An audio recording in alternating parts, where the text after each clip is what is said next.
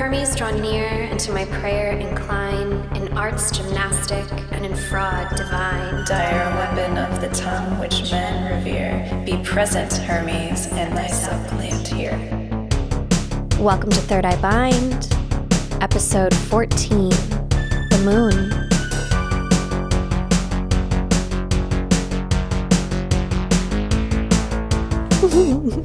Hi, I'm Laura. And I'm Kaitlyn. And welcome to Third Eye Bind.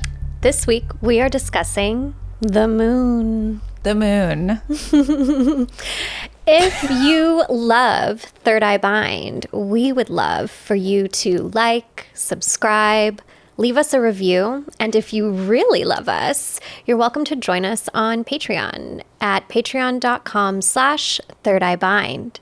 And give us a follow on Instagram as well. Instagram.com/Third Eye Bind pod. Third Eye Bind pod. Mm-hmm. And thank you for all of your comments and kind words and shares so far. We really appreciate it. And just getting like a nice comment honestly makes my day. It's amazing. I'm like honestly really, in a wonderful way, overwhelmed and excited by all of the support we've been receiving. So thank you so much. Thank you. It's very affirming. Mm-hmm. And we're glad you like us.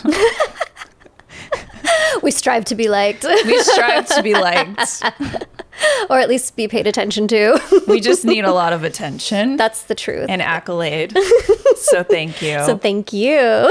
It goes a long way. It really does. Thank you so much for sharing our TikToks and Reels, for telling your friends, and for your support. It's amazing. Yeah. And for, taking away something from it. It really, we're really trying to talk about some stuff that doesn't get attention or that needs to be talked about more, and really embracing the trickster within us both. And so, yeah. Glad that that's resonating. That's absolutely very cool. It's really neat. So thank you.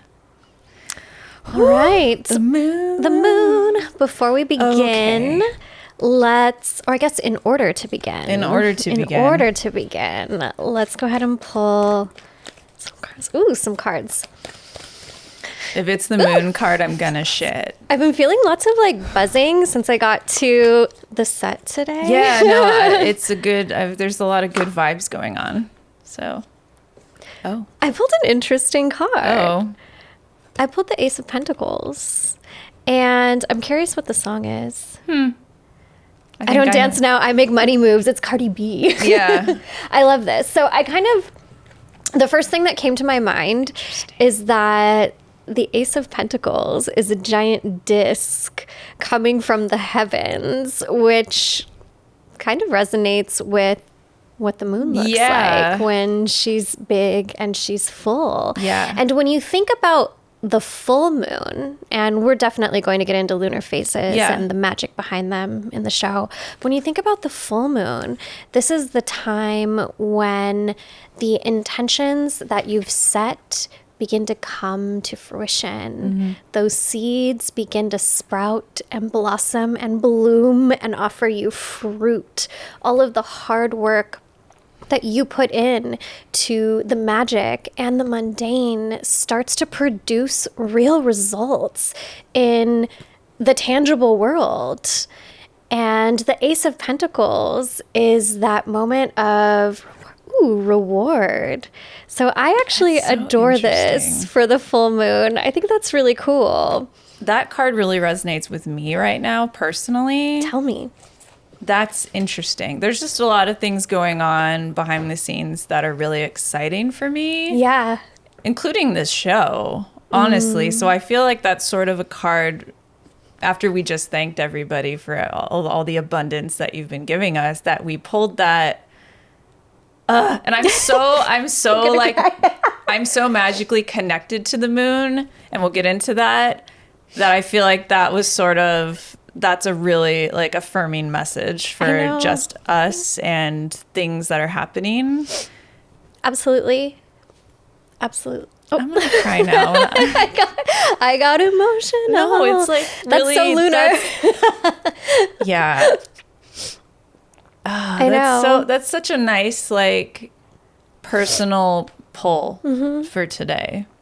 For me too. Because when you think about the moon, and you know, that's a very specific phase that that came up. So I guess that's maybe where we should begin, or sort of talk about like full moons. Yeah. What do you think about full moons? What do you think about the moon in general? What is your relationship with the moon?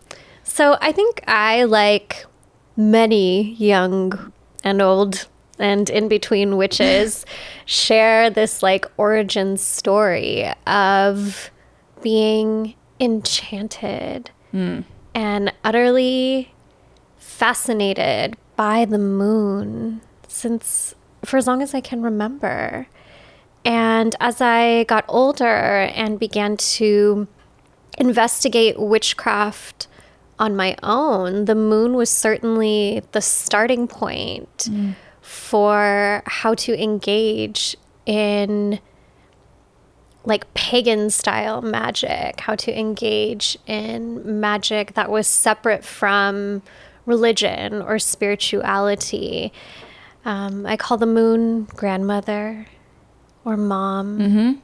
That's so weird that you said that. And when I invoke the spirits before every client session or group session, I always call to Grandmother Moon before we begin, Father, Son, and Grandmother Moon. And, you know, despite calling her grandmother, I've always been so fascinated by her many faces and that triple moon energy that we see, you know, Mother, Maiden, and Crone. You see it all over the world in many different pantheons and spiritualities. And I don't know, the moon is like my secret keeper. When I was going through active addiction, like the moon was my solace and my refuge. And the moon was also like when she was really full, when I would act out the most. And even still, I feel super activated when the full moon comes out now. I want to do fucking magic and I want to feel magical. I do feel magical and I want to act upon it. And I just love her so much. I love the moon so much. What about you, Laura? The moon, I think of as a mother. I say like Mother Moon, or it's definitely like when I thought about what I wanted to talk about on this episode, I was sort of like, what do I say about mom? I know. What is there to say? I mean, for me, that the moon literally is what called me to witchcraft. Literally talked to me.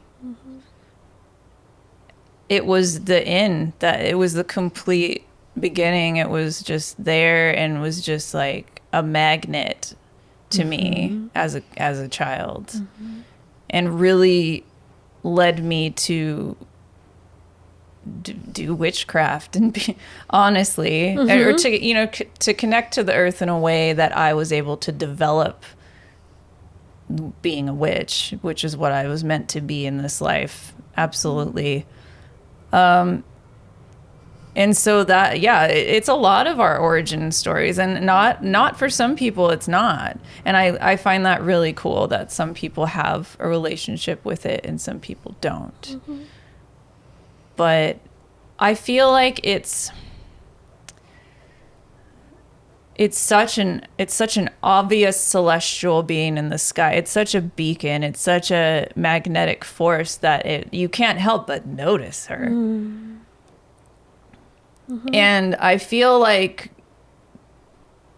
truly, if you like on a spiritual level, I feel like she's the caller. I feel like for a lot of, she's the come little children. Absolutely. She's the Sarah Sanderson of the... She beckons us. Our universe. For Earth, at least. I just truly believe that for witches, that's one of the ways that you can... If you aren't on the path, that you can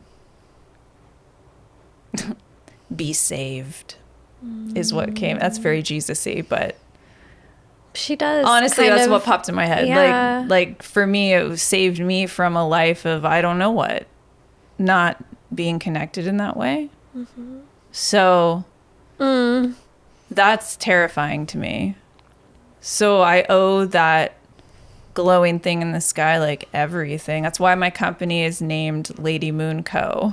I mean, I have like 7 moon tattoos. Like it's just it's the complete center of my practice. It's the complete reference point for like everything that I've ever done with witchcraft. It's just sort of, it's like my Jesus. Truly. I loved that candle that you did. Oh, my moon Jesus design. Yes. Yeah, I did a She Is Risen design where the moon is Jesus. So good. It's a statement. Yeah, so that's sort of, I mean, to put it lightly, that's absolutely what it means to me. I want to go back to this idea of the moon as mother. Yeah. I love that you said the moon kind of saved you from not having a path. And I think that's a very maternal energy to like, not to force. No. But to present. Repeatedly. Gently and repeatedly. And gently until you were like, okay, this is for me. Yeah. And when I go back to when I was using all of the time, like for me, the moon was like, you're not unworthy. I'm not going to discard you. Yeah. Just because you're being a little shit right now. Like the moon keeps coming back, much like the sun. And I was afraid to see myself. So I didn't want, daylight, vampire. Right. But the moon was always there for me and letting me know that like I wasn't as worthless as I had convinced myself that I was. And, the moon saved me too. The moon kept me connected to my magic enough to be able to ultimately pull myself out of the mess. Absolutely. And like that's like a mother's love to look at your kid like going through the worst of it and say like, I'm still here. Whenever you're ready, I'm still here. Like that's. I was also a little shit and was an addict in my own way. I was addicted to pot, so. Full disclosure, you can be addicted to pot. It can happen. You can be addicted to literally anything. To cereal. I don't know. It's very half-baked of me. It's like the scene with Bob Saget and Dave Chappelle when he's at the AA thing or whatever. Anyways, she was always there as a reference to look up and visually see and connect with, and it wasn't judgmental. It was just sort of constantly there, reminding me exactly what you said, that you're still worthy. I'm not judging you. Is this how people feel about God? Like Christianity? Like Christian God for sure is very critical. I guess. Yeah, a little more critical, but just sort of like an omnipresent being. But like Mary. Yeah. Not judgmental at all. Mary, super cool. Also a lunar spirit. She's always standing on top of the crescent moon. And she's often pictured at night with the stars surrounding her head. And with a full belly, which is a very full moon energy. Yeah. But it's so true that it was just there and gentle and guiding and constant. But in her own special way, like the sun rises every morning and we get that however many hours of brightness, and they show up the same way every day. But the moon like honors the fluctuations of our moods and our experiences. And I don't know, there's just something so special about the way she fades into the darkness and comes back to life slowly. She's giving us variety. Absolutely. I'm trying to think about how I would feel if the moon was full every day. You wouldn't appreciate the nuance. Mm-mm.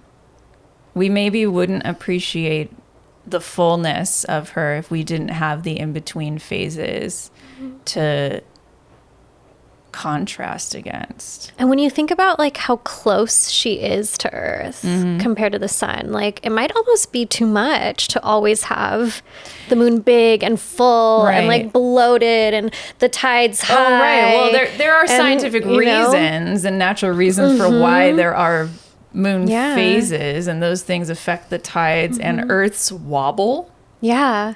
Isn't that that's just the way the world works as the world turns. And it's all very scientific and complicated, but it has an effect. Just like the sun does. Yeah. Well, and even from like a magical standpoint, you know, what came through at the beginning with the tarot card is that the full moon is the time of the harvest of all of the hard work we've been doing, and we can't always be in that phase. There's work that goes into getting us there in nature, in magic, in life, and the phases of the moon show us that like we can be patient with ourselves. It's not always going to be the Ace of Pentacles every day, and we shouldn't be hard on ourselves if we're not producing every single day. The moon is like, take 28, work on something slowly. I see love what comes from that. I love that you said that, because I feel like a lot of people put a lot of pressure on themselves to perform during certain phases. They need to do a ritual every month. They need to do all these things in all these certain phases. And if you do something off on a phase it's not meant to be on that phase, that it's not going to work. And I just think that's malarkey. Because exactly what you said, the moon is it's saying take your time. I will come again. Yes. I will always come back. Like there is this need to perform for me. Like I will be, and honestly, I don't do a ritual every full moon. Me either. I don't do ritual unless I'm there for it. Unless my energy is there. Otherwise, what's the point?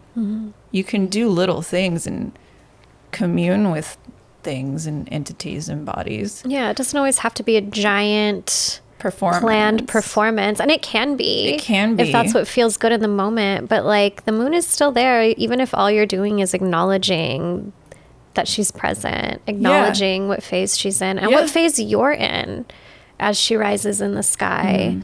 It might not align. A lot of the times it doesn't, but when it does, that's cool. But also the particular phases, there are traditional means of like using those phases, right? I wrote some of them down. Yeah, so traditionally it's like the new moon you plant your seeds, and then the full moon you harvest those benefits. And then it's kind of, and then you know, the waxing and waning, and there's in between.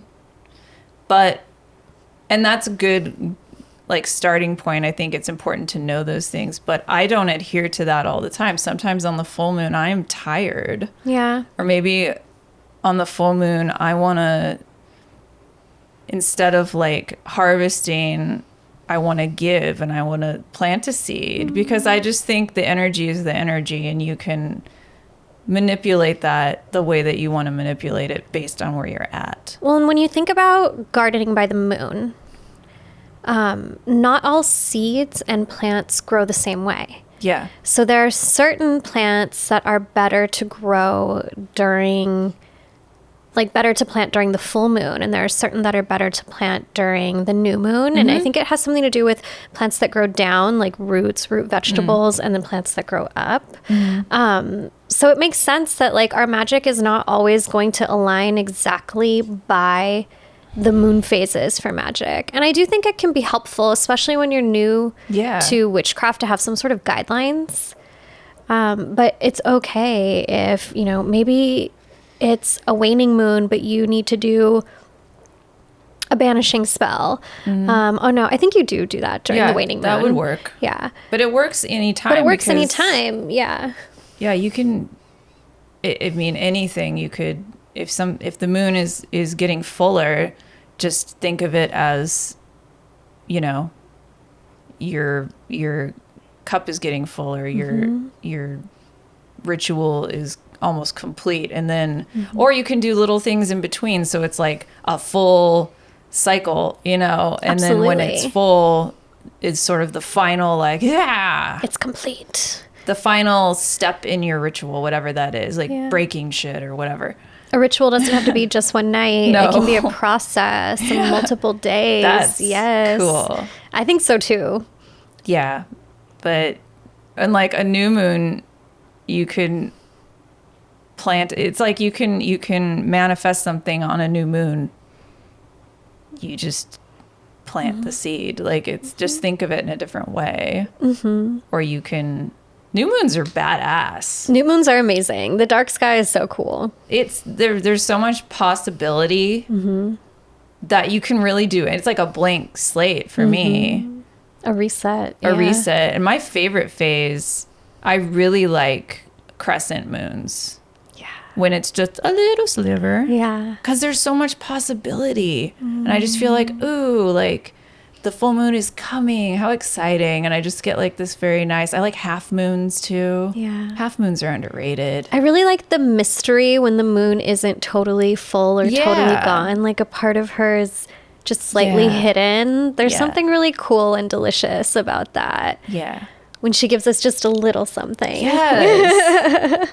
It's and all the different shapes that come out, and it's just so cool to see. And, you know, if you want to start working with the moon, just start going outside and just spending some time and looking at her. Absolutely. And, you know, they call it like drawing down the moon sometimes. Which is essentially just like meditating with the moon and invoking the energy and like a moon bath. Yeah. You know. Intentionally spending time together, intentionally communing. Yeah. And it can be really simple, and it's really cool. It works. It feels good. So. And she leads you in so many different directions from there. You know, it can start really simple, like Laura said, just sitting outside, or if you can't go outside, just looking at her from your window, or looking at images of the moon if you don't have access to her from the window. But it can start really small, and as you develop a deeper connection, like you'll start getting whispers of what's next, what's ahead, how to expand. And it's so magical. And you don't have to have like an association with any particular spiritual practice or path of witchcraft to work with the moon. Like, she belongs to all of us. She belongs to all of us. She's there. She's all of our mom. Yeah. So that's also I think that's also why it's a starting point for a lot of people. It's just so beautiful. You know, so mysterious. Right. I like that saying, how does it go? The sun watches what I do, but the moon knows all my secrets. Yeah, the dark side of the moon. The moon only shows one side of herself to us, but many facets of one side. So, you know, the dark side of the moon, which is a great album. The concept of that is like the ultimate secret imagery, or the concept of like, she's showing herself to us and lots of variety, but there's still things we will never see. We never get all of her. We will never. And that's, to go back to like the sacredness of secrecy, that is a really good, just in your face example of you don't have to give it all away. No. You can just share the parts of yourself that you feel comfortable with, and it's okay to protect your magic and protect your secrets. And she does that for us. She gives us space to explore the things that maybe we don't want to share with others. Yeah. She'll bear witness to that and like you said, hold it and just support that.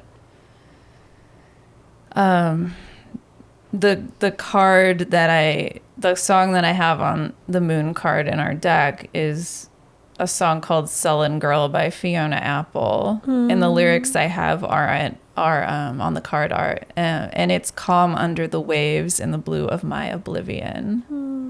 And that's so the moon card. It's complex. There's duality. There's the ocean. There's the ocean imagery, blue. Yeah. And speaking of duality, which I would love to talk about, because I always I associate the moon as very feminine and she, and that's sort of, those are the pronouns I have given to the moon, right? Like for me. But it's different for everybody. Absolutely. And I was sort of looking up masculine and like moon gods in different cultures and things. So in the Proto-Indo-European, the moon was masculine and the sun was feminine energy. Interesting. Yeah. And also in Norse, Egyptian, Hinduism, Shinto, and Sumerian cultures, they all have masculine moon Interesting. deities. Yeah. Which I think is very interesting. In ancient Mexica, well, specifically the Teteo Inan complex, there are many deities associated with the moon, but three that are the most interesting to me are Tosi, Xochiquetzal, and Cihuacoatl. And all three of them have both feminine energy and masculine energy, and what Erica Bueniflor calls third gender energy. So like all of these lunar all of these lunar spirits, though they rule things like witchcraft, childbirth, sexual union, sexual magic, they're also protectors and warriors and fierce. Like Cihuacoatl specifically is pictured in like woman's tunic with a serpent coming out from under it. That's supposed to be like a penis. And she's like the crone. Penis. She would be the crone. That's sick. And then Xochiquetzal is associated with the arts, sexual arts, flowers, like featherworking. She's our maiden. And then Tosi would be our mother. And she's associated with spinning, weaving, divination, childbirth again. And she carries a broom, and her headdress is a crescent. Usually with spools of thread on horns. And what did we talk about in the devil episode? Horns being associated with masculinity. Well, and like Isis also was a horned spirit. And she was one of the first, like the statues of Isis were some of the first to be adopted, converted into statues of the Madonna, statues of Mary.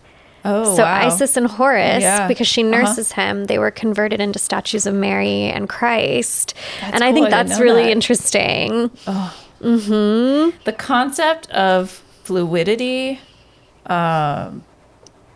dualism, I love. I'm a Gemini, if you didn't know. We're Gemini. We both are. So duality is just a big part of who we are. Yeah, that's the concept that gender is manifested in everything. And everything has everything. Everything is everything. Everything is everything. And it's just, it makes me think like the dark side of the moon. What is that? The other side, the other the other gender energies, the masculine side, the feminine side. Like, what side are we seeing? There is no one side. That's the thing about being human. We want to categorize these things, right? But the moon is fucking fluid. The moon, a lot of things are. Everything is. But we assign things. We can assign, you know, the energies that we need or that are reflected within ourselves onto the moon. And, you know, like, I call the moon mom or grandmother, and I call myself mother, and I don't consider myself a woman. I'm non-binary. And I always try to talk about how, like, mother is not exclusively female or a woman. And even, like, when you get into certain cosmologies, like, I practice Espiritismo, which is related to indigenous Caribbean and African diasporic spiritualities. And when you go back to the womb of all creation, where everything was birthed from, this womb is considered all gendered. So, like, the mother is everything all at once, and the moon is a mother and is everything all at once. And I think it comes back to, like, this duality conversation of, like, I don't know, it's just so delicious. Like, that's fucking witchy shit, to live outside the binaries, to reject, not even reject, but to be like, I don't even know what that is. Yeah, to just not, well, to think twice about it. To think twice about it, and to recognize that there can be more than just one. Absolutely.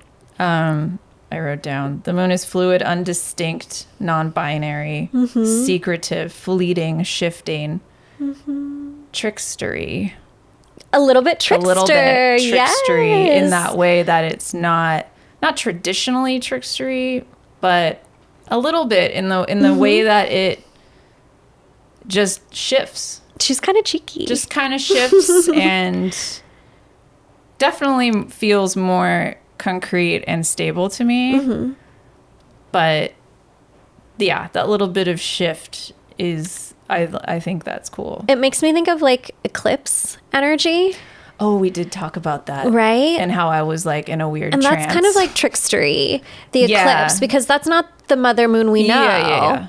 Right? When that type of moon is out, and it's bringing me back to it doesn't feel right. Cihuacoatl, who's the elder. And one of her embodiments is during the eclipse that she comes out, and during that time she presents her malevolent traits. She's not just the person she's not just the midwife, she's the fucking destroyer. And I think you and I have talked about it. I don't know if we've talked about it on this show, but, like, how the goddess is not just the birther, the creator. She's also the destroyer. The goddess carries a machete, a bow, a weapon for a reason. Yeah, Artemis has a bow for a fucking reason. The moon gives us that connection to the destroyer side of ourselves, that rage that we're allowed to have, and she makes space for it. Again, like, keeping our secrets, keeping our rage, keeping these, like, emotions that aren't accepted, or these ideas that aren't accepted by society, that can't be comprehended by society. Yeah. Well, and, like, in the culture we live in now, like, puritanical Christian culture is what's the standard in the United States. There's no room for rage from anyone who's not a cis man. No. A cis white man, specifically. And the moon is like, come to me and express yourself. I'm here. Let me show you how. And that may be why a lot of females are attracted to the moon. Yeah. Or a lot of, you know, feminine energy is attracted to the moon. Yeah. She gives or us non-binary that space. Energy is attracted to it. It's just like all that the queer, fray of society. Yeah. Everyone who's not the standard, that like cis male standard. Like, she takes us all in and gives us room to be ourselves and to also be angry. Yeah. You know? I want to talk about the triple moon because the triple moon is a symbol that I love and did learn from Wicca. But it is not a Wiccan origin symbol. No. The concept of the triple goddess is, like you just demonstrated, multicultural. Yeah. Not just... It's universal. It's universal. And it can be found in many different cultures. Yes. And that's a beautiful example that you just gave. The concept of the threes and the triple and the not just duality, but like thriality. I just made up a new word. Triplicity. Triplicity. Oh, Is I like that a word? more. I love that. Triplicity. It might be. That's not just... That's something that was borrowed or, adapted. So if that's something you're drawn to, but you're like, ugh, Wicca... deep in your cultural background, it might be there. We say it every episode. When you look to your ancestry, then you're able to find like who that like triple goddess, triple moon is for you. Yeah. Yeah. I mean, it's just something to look for because it does exist. It's just the most popular iteration of it. Yeah. And within the triple goddess, it's not just like the stages of life for me.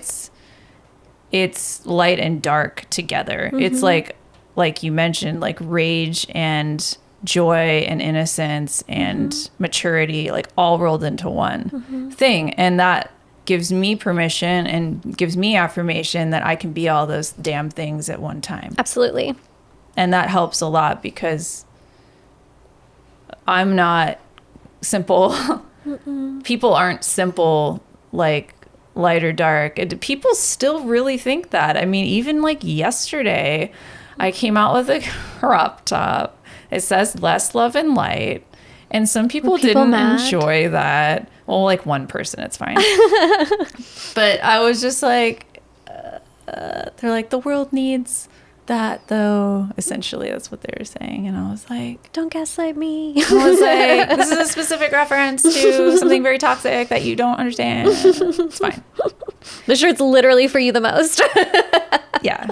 It's literally something you should buy. I made this for you. It's a bumper sticker too. I'm so excited. It just needs to be, but it's stuff like that that are, I don't see a lot of. I would like to see more, white witches, and I mean white witches in the... like phenotypically. I'm white. Yeah, thank you. I don't know how to say that racially. It's just funny to me because it's just like, think about it though.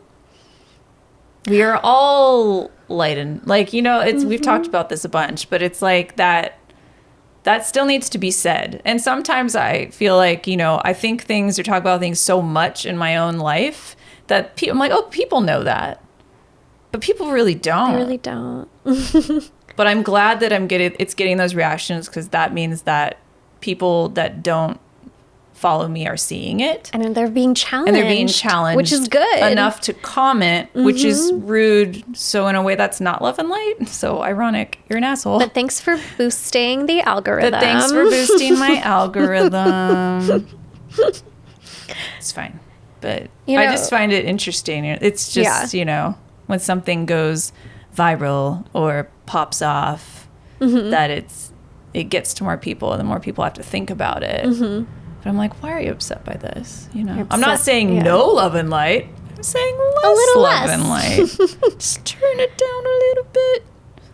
But if you're someone who embraces the triple goddess, that's light and dark. That's not all light. You have to take it all. Goddesses are not sunshine and rainbows and puppies and kittens, okay? No. They are destruction and rage. Yep. And also puppies and kittens. Exactly. And that's what's so delicious about them. So many people who are not men, people who are socialized as girls or women growing up, we are taught to be accepting and to not challenge things and to be quiet and to be pretty. Small. And to be small and complacent. And the goddess is like, fuck that. Like, you are allowed to be loud. You are allowed to take up space. Like, the moon grows and takes up space every month. It's the largest, well, It's the closest celestial body to us. Everybody knows her. Everybody knows her. And she reminds us that, like, it is your birthright to explore the darkness. It is your birthright to challenge the status quo. It is your role. And I think that's fucking cool. Yeah, it's just not, the moon is not all love and light. She literally comes out at night in the dark. She literally comes out at night. It's just funny to me that when I see, people be like, goddess energy, goddess vibes. I'm like, yes, you are divine and you can revel in the divinity of yourself. But goddess energy is not just positive energy. That's not it. That's not who we are. Goddess has blood on her teeth. Yeah. Like a vampire. Truly, that just needs to be said. And I don't know, we'll talk about that more, I'm sure. We might do a whole episode on it, maybe. Goddess energy coming season 3. Well, and when you think about, like Hecate. Yeah. Triplicity. Oh, yeah. She is on her own. They're very queer. Hecate, an embodiment of all three, the mother, the maiden, and crone. Hecate has 3 faces. Hecate is a fucking titaness. Yeah. And a witch and a person who presents options. There isn't one path. The word extraterrestrial just popped in my head. Totally. But not as like an alien, but like extra terrestrial. Like I don't know why. No, I feel that. Yeah. Absolutely. I kind of wonder if Titans are like extraterrestrials, We got to do an alien episode. I think it's on our list. It's on our list. Sweet. That's going to be good. Some other lunar deities that I was looking into. Okay, so one of my favorites is, I'm going to make sure I pronounce this correctly because my tongue has to be in the right part. Chang'e. It has to be up here. Chang'e, who is a Chinese lunar goddess. And her story is kind of sad. It's the autumn festival. Yeah. And she's the lady who lives in the moon and was taken there by drinking the elixir of immortality. And it separates her from her husband, who is Yi, I believe, the archer. Yes, Yi the Archer. And yeah, the whole lunar festival is all about It's a big deal in China. Like, I work with Chinese manufacturers and they're like, we're not fucking working for 2 weeks. It's a big deal in China. Yeah. Like, it's no joke. And I always have to work around it. So I'm very familiar with that. Have you watched Over the Moon? No. Oh my God, it's so good. What is Over the Moon? Over the Moon is a musical on Netflix and it's all about Chang'e. Oh, no. Is it a kids It's thing? for kids. Okay, so I've watched it many times. Oh, I want to watch it. And it's a musical and it's oh my God, we'll watch it. It's so good. Yeah, they like translated it into English for like US audience. Mike will watch it. It's really good. And Mike is Chinese, in case you they make like wondering why my last name is Wong. That's why. That would be why. Oh God. And then Artemis. Oh. Artemis is my main hangout. Isn't Artemis the protector of girls? Yes. Maidens, yes. Childbirth, like young feminine energy. But also fucking huntress. She's a hunter. She's a protector. A saboteur. She's not afraid to use her bow and arrow. No. I also think Artemis is like a segue into death energy as well. I also feel like Artemis is gay. I feel like Artemis is gay. I feel like maidens are lesbians, and that's good. I love it. Yeah. Like refusing to fuck male gods. Gladiator sandals, Artemis. I love that shit. It's a great costume. And also like Virgin Martyrs, big like gay energy for me. I love that shit. Yes. Joan of Arc. Oh yeah. Yeah. Why not? So gay. Love it. Virgin Here Martyrs. for it. The concept of virginism is so stupid. I know. Well, okay, here's something interesting. Yeah. So virginity simply meant like had not become pregnant or had not been married, partnered. Right, okay. before. And then over time, it came to mean like no penetration. And what's interesting about like the story of the conception of Christ is that in the time where this was written and Mary was a virgin mother, it didn't mean what it means now, virginity. It meant like had not been officially partnered because she wasn't married to Joe yet. Joe. Yeah. And if you go back to earlier versions of the Bible, the conception of Mary is like super fucking erotic. Oh. Yeah. Should we do a Patreon tier where we just read the Bible as erotic fan fiction? Absolutely. The story of Adam and Eve. Okay, side note. I trolled I went to college for like a fucking semester and then dropped out. But while I was there, I had to take a Catholic Catholic class. There was a priest. I think he was Catholic. I don't fucking know what I'm talking about. It was a religion class. But the dude was clearly like, we know what side he was on. And so we had to read the story of like Adam. I have never read the Bible. Like, I've talked about this before. I don't know what the fuck anything is. But they wanted a volunteer to read the voice of the serpent, and I was like, because I was an acting student. Immediate yes. And I read it like the snake from the Jungle Book. Oh my God. Trust in me. And they were like, what the fuck? Nailed and it. it weirded him out big time, and it was great. He probably thought you were like channeling the devil. No, I was like, No, I was all convulsing.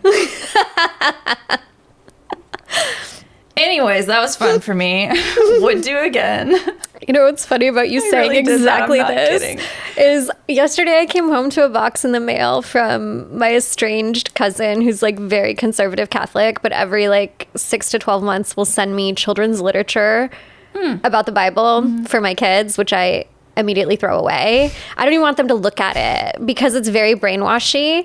And so the kids are at school, so I like actually opened and started reading the first few pages, and it was like this hyper eroticized version of Adam and Eve and like talking about like the way she ate the apple. I was like, oh my God.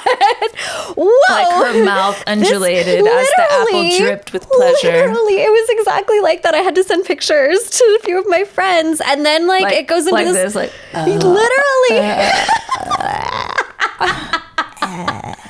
And then it segues into like being an obedient child, and I was like, this is fucked up. Ew. Are the Catholics okay? No, they're not. They're really not. They're really not. There's a lot more than bones under the Vatican. Boners. It's fucked up. Anyway, that was the trickster came out to play.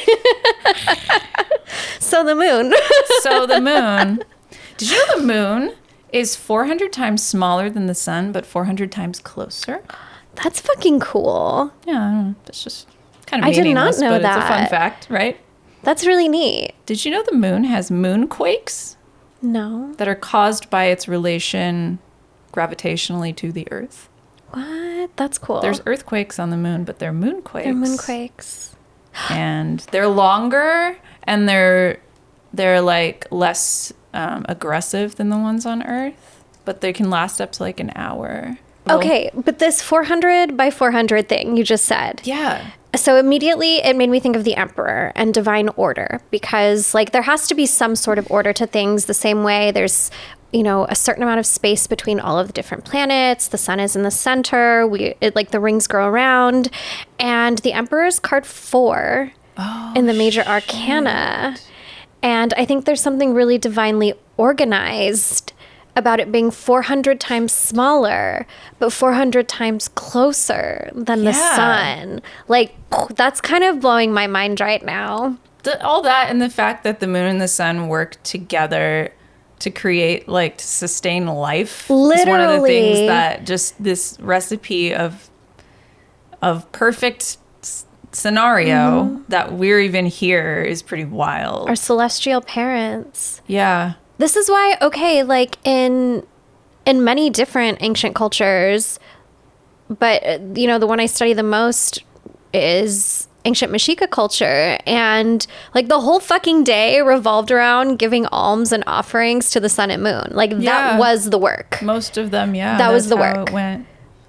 Yeah. The different phases of the sun and the moon all day long. Ooh, I want to know what the different phases of the sun are called. Ooh. Because we have all these, like, well, I guess it's like the time of day. It's time of day, exactly. That's how we tell time. So exactly. It's like noon. It's morning, high noon, afternoon. Because the moon doesn't really sunset change shape throughout the day. It just changes direction and then goes bye-bye. Yeah, it just has a shorter life But it doesn't, like, become a crescent in the middle of the day, and then that would be weird. And unnecessary. I know. Isn't that cool? Yeah. It's so fucking cool. I guess allegedly the moon was created. The moon is 4.5 billion years old. Wow. And the most accepted version of its creation is, I think, a crater hit the Earth and created the moon. I don't know how. I'm not a scientist. Cool. But maybe it bounced off and then there was a shard and then it like, I don't know if it like became bigger. I don't know. This is going to sound real dumb, but we are not scientists. Well, I'm not a scientist, but it hit itself while it was rotating the Earth for like a real long time. And then it was revealed. What and magic. I think that's likely when things started coming into alignment to create like human life. Yeah, like fuck. I don't know if it's human or like, right, the microcosms that were eventually humans. We should just Google it, huh? When was the first human? Sign 2 million years ago. Yeah, so this is like way older than us. It's before. Oh wait, but then this one says between 5 million and 7 years. I guess it just depends on who you ask. Look, I was almost an anthropologist, but I wasn't, okay? Depends on who you ask. But that is interesting. But isn't that cool? Yeah. I know. So magical. Just this fucking amazing rock in the sky that pulls the tides and the cycle of the moon is the same amount of days as the cycle of a menstruating person. I know. It's so cool. And there are other organisms in nature that abide by that. Now, a lot of science says there's no actual proof. They just haven't caught up yet. They haven't caught up yet. It's fine. But coral, some variations of coral seem to spawn with the cycles of the moon. So it's not just humans I love that do that. It's other things in nature that makes sense. And coral live in the oceans, and oceans isn't that fucking, I just love the ocean. I love the ocean. It's gonna make me cry so hard. It's so magical. It's so magical. So that's fun. Fucking Earth and the moon. It's amazing. Like being alive on planet Earth, I know, because of the sun and the moon is so, and I know it's hard. Like life is really hard right now. But it's magical by design. It is, and it's like important to. That's the thing about the moon for me is like it's comforting. Mm-hmm. Sometimes I'll just go outside if I'm just so fucking tired and I don't have energy to like do a ritual, and I'll just be like, "Hey, hi, Mom. Hi, I'm here. I see you. I love you." Mm-hmm. Like truly, I'll just take a minute, take a beat, and give recognition. Mm-hmm. And because I wish I had more time. I wish blah, blah, blah. My priorities need to be straightened out, clearly. But we're all busy. We're all traumatized, Yeah, we're all trying to survive in late stage capitalism. Yeah, we're all just trying to. And I just can't dwell on shit like that and not about it. I can't do it. I don't want to ignore it, but I can't just like, I have to function. Yeah. But the moon helps me function because until the fucking world ends, the moon is gonna be there. And even after the world ends, the moon probably gonna be there too. Okay. Hopefully I'll be on it. I don't know. There are some nights where, like the last full moon we had, I just opened up the blinds and like whispered my intentions to the moon. And I said them out. Like I said it. I did a thing, and that was enough. That is enough. And people don't... I'll just fucking go on my rant about Instagram. People putting their fucking rituals on Instagram, that's fine and dandy, but you don't need all that shit. And it's just, you can do that. That's your choice. But for people that are seeing that and thinking that that's what they need to do, that's who I'm talking to right now. And then feeling bad about yourself. And then feeling like you're not witch enough. If you have a deep enough connection to even give a fuck, you're a witch. If you even have a deep enough connection to intuitively know to look out the window and whisper your intentions, you're a witch. That's enough. That is enough. You are enough. There is way too much information out there, and rules that are being created by humans, by other humans. Don't look to them. Look to what's around you. Okay, that's my spiel. Do what you can. Do what you can. With the energy and the resources. Do what you will. That you have. But make it so. That just popped in my head. Do what you will. I like this is my spirit candy. It's early. Do what you will, but make it so. Make it real. Make it no. Ooh, Laura, put that on a t-shirt. She just rhymed. I liked that. I have like full body chills. Okay, that was. Ooh. Okay, that's wow. I'm like really sweaty and like very. I liked that was that very a lot. channely right now. Yeah. That was delicious. Passionate. Spirit candy. I'm also on my period, okay? Should probably mention that. The moon episode, I start my period on. So it's kind of perfect. I meant every word. No, that was good. That was magical. Done. And we're out. And turn off the lights. I can't drop the mic. No, okay. That was seriously. That's it. Should I share a little spirit candy? It's spirit candy. Okay. Spirit candy. Channeled messages from our spirit guides. Oh, this is actually kind of good. Oh. So this came from my guide, Amalia. And Amalia was actually a living human walking the earth not that long ago, 1835 to 1909. And if you Google Amalia Domingo Soler, you'll find some of her spiritist writings. They're all in Spanish. A lot of them are for prayers for children. But she said something really groovy recently, and I will share it with you. Do not allow the discouragement and disbelief of others dissuade you from connecting to the gift of your imagination. From this sweet gift, we are able to see the endless possibilities of a pleasurable life that are ahead of us. From this gift, we cultivate faith in all of the possibilities and promises of a new world. We discover the ways our Mother Earth, the gods, the moon, the stars, and the fates have destined us to be of service to our passions, our planet, our people. Of all the sacrifices that can and must be made in the pursuit of a liberated Earth, imagination and curiosity cannot be among them. Protect these God-given gifts, often dismissed as childish, but who among us determined that what belongs to children is unworthy? The systems and strong arms of men do their damnedest to discourage these gifts, to shame them out of you, to terrifies and hypnotize you into releasing the keys of the kingdom of our sweet garden planet. Your imagination is a gift of the spirit, a gift from the great womb of creation to the blessed among creation, humanity. Your imagination is the most necessary tool in the creating of miracles, the most necessary tool in the changing of your life, the most necessary tool in changing our world. Times may be strange and dark, but my loves, times have been strange and dark before, for I am old enough to remember, old enough to know. The gift of being without flesh is that I may see that which the living cannot. And from this darkness, which oft feels eternal, I see the sunrise on the horizon. I see the seedlings sprouting from the seeds, roots traveling far, wide, and deep into the rich black soil of our Earth Mother.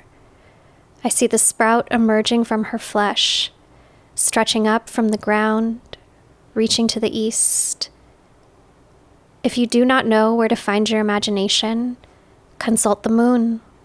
Consult your dreams. Gaze upon the miracle that is the clouds. Speak sweetly to the flowers. Sing tenderly to the birds. Offer love and tenderness to your body. Commune at the altar with your spirits. Dance for us. Raise your voice in prayer and song. Your imagination shows you the possibilities. Your good spirits show you the way. That's it. That's it. It's like that. Like, people ask me, or, like, oh, why are you a witch? I'm like, I don't want to live in a world that's not magical. I still feel like a kid when I look at the moon. That's a good portal into that imaginative realm that I never left because I'm a creative. And that's the life I have chosen. And yeah. The moon can show you your way back to it if you feel like you've lost it. Yes. The moon is a blank. I was imagining, as you said that, the moon as a blank, consistent piece of paper, like a canvas. And I saw like shadows of different things like popping on the moon when you were saying that. I'm talking about imagination and like how the moon can lead you back to that, like seeing shapes and like divining with the moon essentially, but like literally the moon's surface. Isn't that cool? Like scrying. Like scrying with the moon. Yeah. Moon scrying. Yeah. That's cool. I need a telescope. Scrying is very lunar. Yeah. Yeah. Divination in general is very lunar. It does involve your imagination and your intuition, and doesn't make it not real. That doesn't make it not... Yeah, and everything about what you said about being dissuaded and all that, that's the story of my life, It's hard to push against that. It's really hard to push against that. And it's something it has consequences. Like, too much masculine energy is a bad thing for me. Like, it's not... It creates walls and barriers that can dampen that, it can dampen your sensitivity, and then if you dampen your sensitivity, then and it can confuse like your sense of self, your self-worth. And when you think about why modern society looks down upon imagination, it's because it doesn't make you a productive worker. If you're too busy daydreaming, you can't be a productive worker. I have friends that I'm like, I hate using the word blessed. See, I don't even want to use the word blessed. Why do I hate using the word blessed? Because it sounds floofy. Christianity. But you are blessed. But I feel blessed and lucky and grateful that I'm an entrepreneur. Me too. I came to that late in my life. Me too. But once I understood it, I was like, oh, this is so much better. And I still have friends and know people that could be out of could do it too, that are creative, that I know want to do something but you can't make somebody do that. You can't, I could teach somebody. I'm very good at that. I could, I could easily help a friend out, but you can't snap somebody out of that mindset. Yeah. It's hard. It's definitely like a survival mindset that we've all has been ingrained in all of us through the education system. It's bootstrap. If I had a kid, I would be like, you're not going to college. It's fine. I know. If you don't want to be something that doesn't need a college degree, then don't go to college. I'm very pro trade school and apprenticeships. I went to a trade school. Do what you want to do, not what society tells you to do. There are benefits to going to college. You get connections when you pay that much money. If you want to work in the 9 to 5, which felt like death to me. You got to pay. There's a price to pay for everything sometimes. But it all depends what you want to do. We're all giving college. I know. LOL. Don't go to college. We're giving maternal lunar advice. Look, all I'm saying is that I didn't go to college, and look at me now. Yeah, I dropped out twice, and it's great. Yeah. It worked out for us. It worked out for us, and it could work out for you. It could work out for you. And I don't have student loan debt, which is I have a incredible. wee bit, but I'm waiting for it to get canceled. Yeah, I would. It's not that much, but I would. They allowed you to take out, student loans when you're like a child, so it's fine. And then they with crazy interest rates and just it's kind of exploitive of the poor and working class. How did we get on this topic? We always end up back here. We end up back here. So find solace in the moon. Find solace in maybe you're into Saturn. Buy a telescope. I don't know. Venus, let Mars, the celestial Mercury. Bodies inspire you. Yeah, let the celestial bodies inspire you. If you're into the sun, you're like, where's all the sun talk? We could do an episode on the sun. I do love the sun. I love the sun. Clearly, by my outfit. Yeah. I know. We're very bright and yeah, you walked in and I was like, oh, we're on duality. Duality.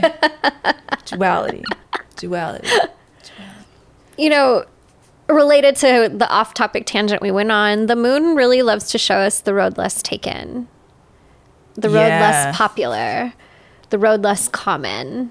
And that's that dark path that she allows us and invites us to explore. Mm-hmm. And if you're one of those people who the status quo just does not fit for you, the moon is happy to be your mother and help you find what does fit. Yeah, comfort like a literal parent to me. Mm-hmm. If you have abandonment issues, the moon's great. The moon won't abandon you. The moon will never abandon you. Mm-mm. I know. Now I'm going to cry. I know. Anyway, do you have any questions? Do we want to do questions today? Let's do one question. Let's do one question. Let me pull them up. Okay, this is an interesting one. So, how do you explain your beliefs? Well, the exact question is, how do you explain your beliefs of Wicca to a Christian? And Laura and I are not Wiccans, but we are witches.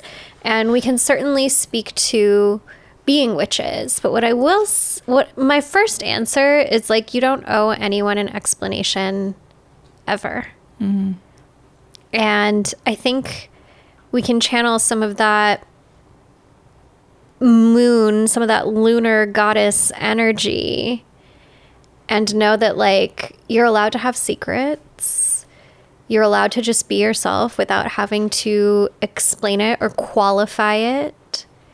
You don't have to prove that your beliefs are worthy to someone who is not invested in understanding you anyway. Yeah. If this is a constructive conversation and they genuinely want to know,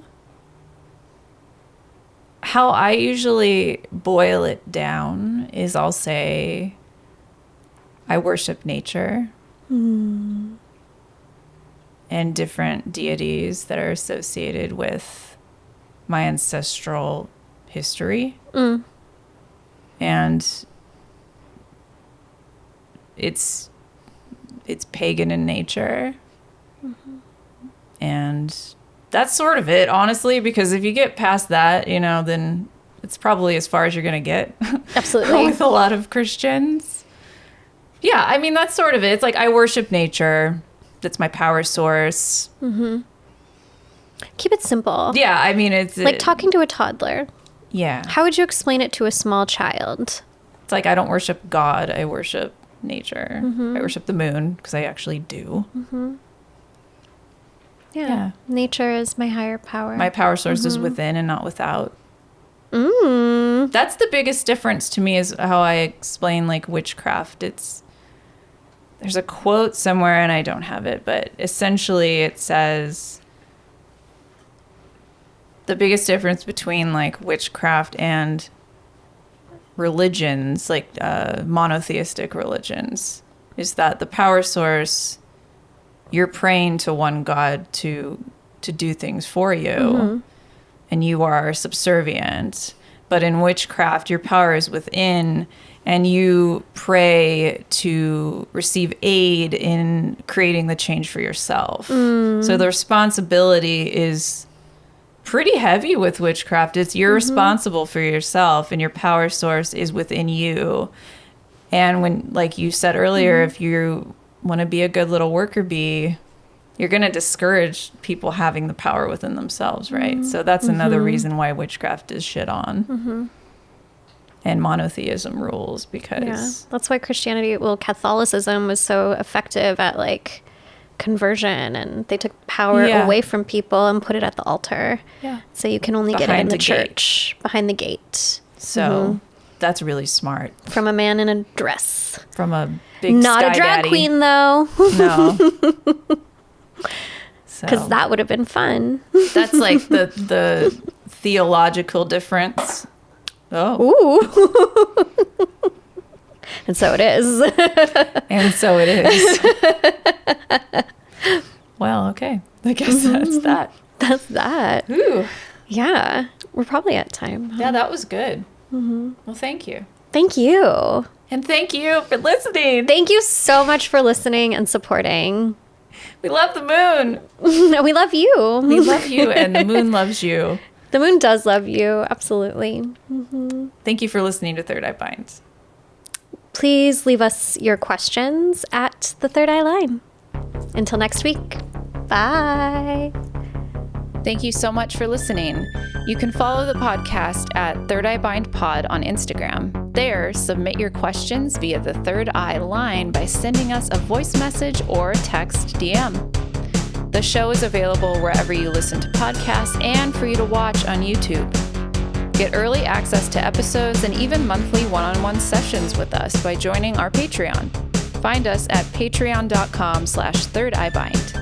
Third Eye Bind is produced and edited by Mike Realm. Hosted by Kaitlyn Grania and Laura Wong. Music by Mike Realm. Set design by Laura Wong. You can find Laura on Instagram at Lady Moon Co. And you can find Kaitlyn on Instagram at Spirit Garden Tarot.